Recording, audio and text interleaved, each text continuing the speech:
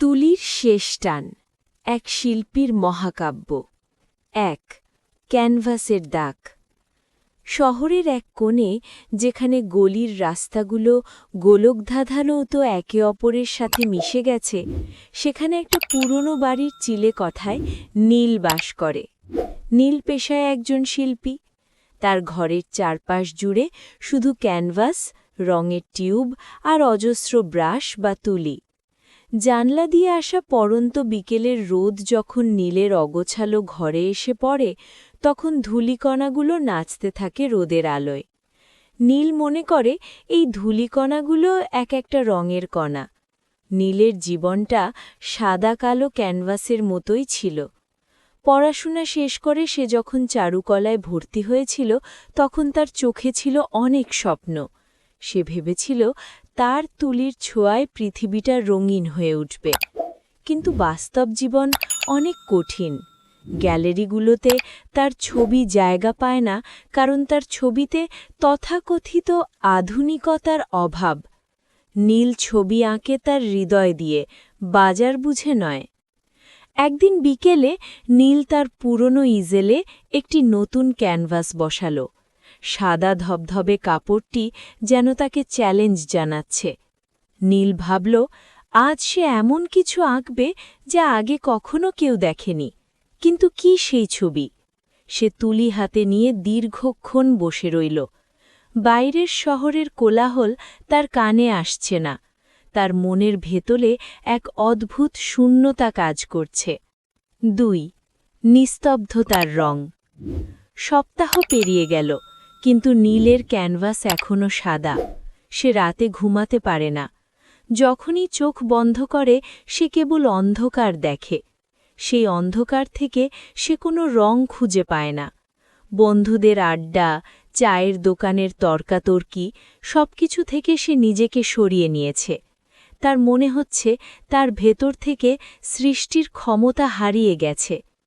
একদিন মাঝরাতে আকাশ ভেঙে বৃষ্টি নামল। বজ্রপাতের শব্দে নীলের ঘুম ভেঙে গেল। সে জানলার কাছে গিয়ে দাঁড়াল। বিদ্যুতের চমকানিতে শহরটাকে এক মুহূর্তের জন্য নীলচে সাদা দেখাল। নীল অবাক হয়ে দেখল, বৃষ্টির ফোঁটাগুলো যখন রাস্তায় পড়ছে, তখন সেখানে এক অদ্ভুত সন্ধির সৃষ্টি হচ্ছে। সে দ্রুত ফিরে এলো তার ক্যানভাসের কাছে। সে অন্ধকারেই রং মাখাতে শুরু করল। কোনো পরিকল্পনা ছাড়াই তার হাত চলতে লাগল। লাল, নীল, হলুদ, বিমূর্ত সব রেখা ফুটে উঠতে লাগল ক্যানভাসে। ভোরের আলো যখন ফুটল, নীল দেখল সে একটি অদ্ভুত ছবি এঁকেছে।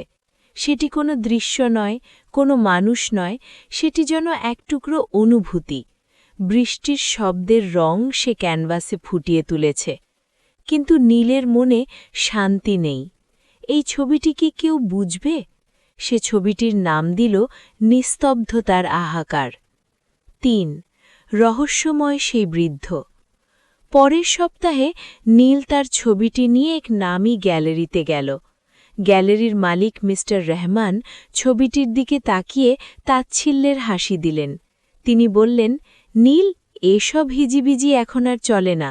মানুষ এখন ডিজিটাল আর্ট চায়, চকচকে কিছু চায়। তোমার এই অন্ধকার ছবি কেউ কিনবে না। নীল মন খারাপ করে রাস্তা দিয়ে হাঁটছিল। হঠাৎ তার নজরে পড়ল ফুটপাতের ধারে বসে থাকা এক বৃদ্ধের দিকে। বৃদ্ধের সামনে অনেকগুলো পুরনো তুলি এবং কিছু ভাঙাচোরা রঙের কৌটো। বৃদ্ধের চোখ দুটো খুব উজ্জ্বল, যেন সেখানে হাজার বছরের ইতিহাস জমা হয়ে আছে। নীল বৃদ্ধের কাছে গিয়ে বসল। বৃদ্ধ তাকে দেখে হাসলেন। কি হে তরুণ শিল্পী, ক্যানভাস কি কথা বলছে না? নীল অবাক হয়ে জিজ্ঞেস করল, আপনি কি করে জানলেন আমি শিল্পী? বৃদ্ধ ইশারায় নীলের আঙুলের ডগায় লেগে থাকা নীল রঙের দাগ দেখিয়ে দিলেন। তারপর একটি পুরনো জরাজীর্ণ তুলি এগিয়ে দিয়ে বললেন, এটি নাও। এটি সাধারণ কোনো তুলি নয়। এটি দিয়ে যখন তুমি আঁকবে, তখন তোমার চিন্তা নয়, তোমার আত্মা কাজ করবে। তবে সাবধান, এই তুলি সত্য ছাড়া মিথ্যে আঁকতে পারে না। নীল কৌতূহলবশত কিছু টাকা দিয়ে তুলিটি কিনে নিল। বৃদ্ধের কথায় সে খুব একটা বিশ্বাস করেনি, কিন্তু তুলিটি হাতে নিতেই তার শরীরে এক অদ্ভুত শিহরণ খেলে গেল। ৪. জীবন্ত তুলি। বাড়ি ফিরে নীল নতুন তুলিটি নিয়ে বসল। সে ভাবল একটি সাধারণ ল্যান্ডস্কেপ আঁকবে, পাহাড়, নদী আর বন। কিন্তু আশ্চর্যের বিষয় হল, সে যখন তুলিটি ক্যানভাসে ছোঁয়াল, তখন তার হাত নিজের নিয়ন্ত্রণে রইল না। তুলিটি যেন নিজেই চলতে শুরু করল। সে পাহাড়ে যে নীল রং দিল, তা যেন আকাশ থেকে নামা কোনো দৈব রং। নদীর জল আঁকতে গিয়ে দেখল, ক্যানভাসের ওপর জল যেন সত্যিই বইছে। বনের সবুজ রং থেকে যেন মাটির সোঁধা গন্ধ আসছে। নীল স্তব্ধ হয়ে গেল। কয়েক ঘন্টার মধ্যে একটি অভাবনীয় ছবি তৈরি হল। এই ছবিটির নাম সে রাখল প্রাণের স্পন্দন। সে বুঝতে পারল, বৃদ্ধের কথা সত্যি, এই তুলি দিয়ে সে যা আঁকবে তা জীবন্ত হয়ে উঠবে। তবে এই শক্তির একটি ভার আছে। সে যত বেশি এই তুলি ব্যবহার করছে, তত বেশি সে শারীরিকভাবে ক্লান্ত হয়ে যাচ্ছে। যেন তার জীবনী শক্তি ওই রঙের মাধ্যমে ক্যানভাসে চলে যাচ্ছে। ৫. যশের আড়ালে অন্ধকার। প্রাণের স্পন্দন গ্যালারিতে দেওয়ার পর রাতারাতি নীলের ভাগ্য বদলে গেল। গ্যালারি মালিকরা এখন তার পেছনে ঘুরছে। বড় বড় সংবাদপত্রে তার ইন্টারভিউ বেরোচ্ছে। নীলের সাধারণ চিলেকঠা বদলে গিয়ে এখন একটি বিলাসবহুল স্টুডিও হয়েছে। প্রচুর টাকা, প্রচুর যশ। কিন্তু নীল খেয়াল করল, সে আগের মতো সুখী নয়। মানুষ এখন তার ছবির সত্যতাকে ভয় পায়। সে একবার এক নেতার ছবি আঁকতে গিয়ে দেখেছিল, নেতার পেছনের অন্ধকার দিকগুলো ছবিটি ফুটে উঠছে। সত্যনিষ্ঠ ছবি হওয়ায় সেই নেতা রেগে গিয়ে ছবিটি পুড়িয়ে ফেলেন।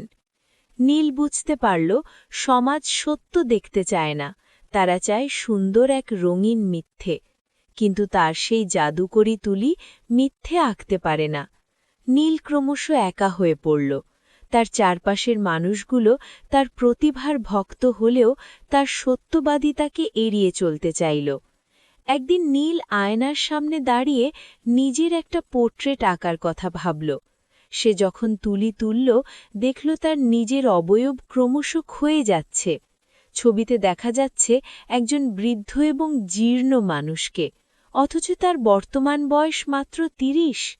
তুলিটি যেন তার ভেতরের আসল রূপ এবং ক্লান্তি প্রকাশ করে দিচ্ছে। ৬. ফিরে আসা। নীল সিদ্ধান্ত নিল, সে আর এই জাদুকরি তুলি ব্যবহার করবে না। সে সব যশ, খ্যাতি ছেড়ে আবার তার পুরনো চিলেকঠায় ফিরে গেল। কিন্তু পুরনো সাধারণ তুলি দিয়ে সে যখনই আঁকতে যায়, তার মনে হয় ছবিগুলো প্রাণহীন। সে যেন এক নেশায় পড়ে গেছে। কয়েক মাস কোনো ছবি আঁকা হল না তার। শহরের মানুষ তাকে ভুলতে শুরু করল। মিস্টার রহমান একদিন তার কাছে এসে বললেন, নীল, তুমি শেষ একটা ছবি দাও, একটা বড় প্রদর্শনীর আয়োজন করছি, ওটাই হবে তোমার মাস্টারপিস।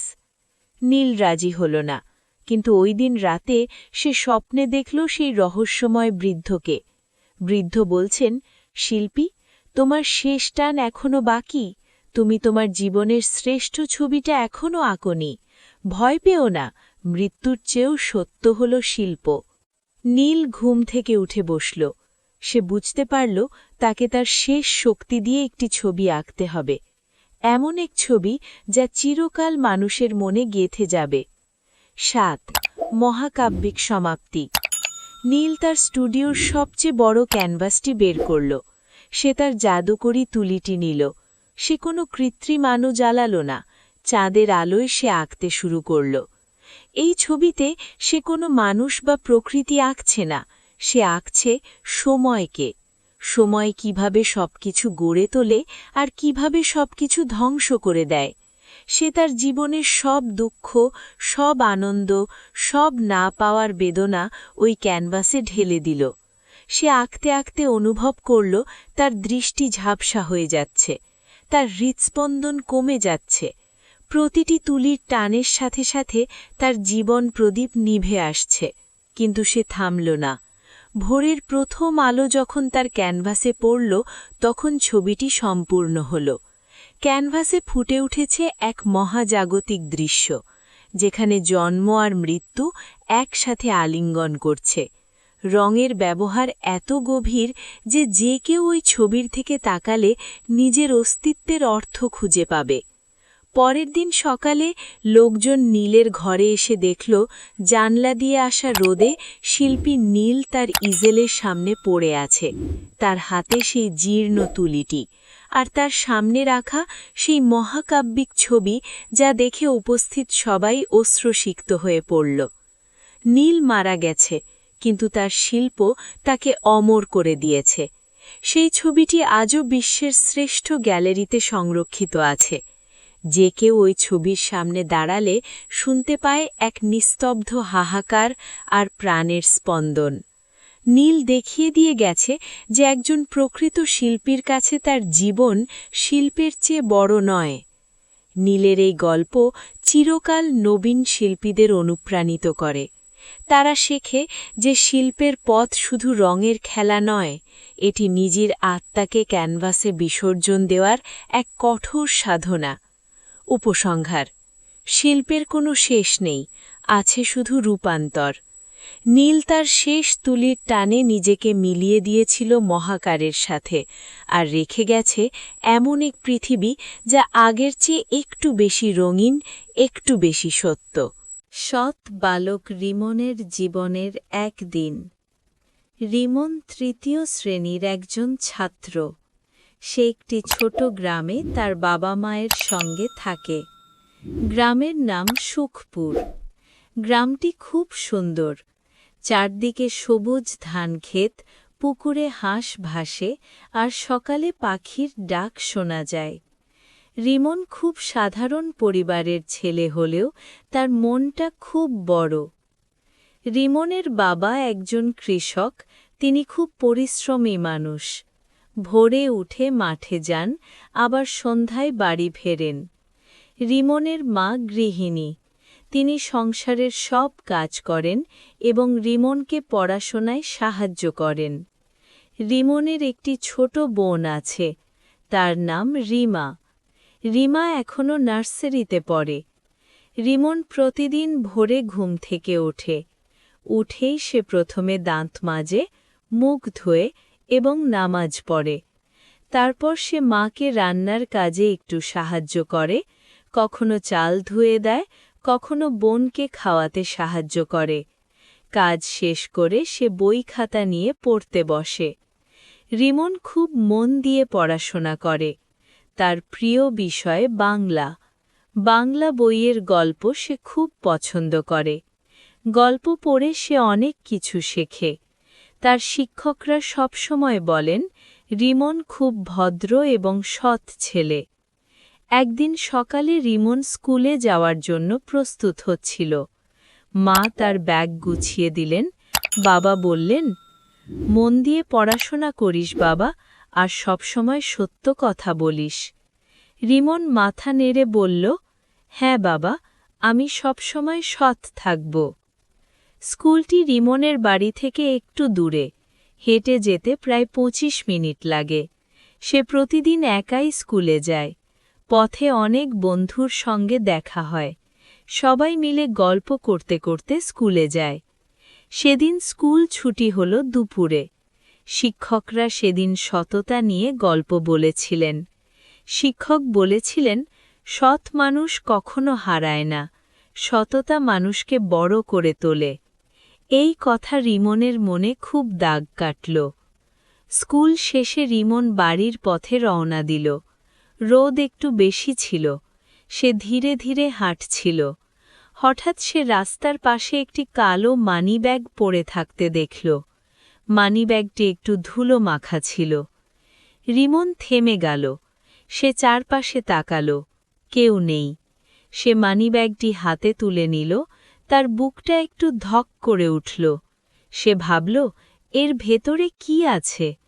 সে আস্তে করে মানিব্যাগ খুলল। ভিতরে অনেক টাকা, একটি মোবাইল নম্বর লেখা কাগজ আর একটি পরিচয়পত্র ছিল। পরিচয়পত্রে লেখা ছিল, নাম আব্দুল করিম, পেশা ব্যবসায়ী, ঠিকানা বাজারপাড়া, সুখপুর। রিমন একটু চিন্তায় পড়ে গেল। এত টাকা সে আগে কখনো একসাথে দেখেনি।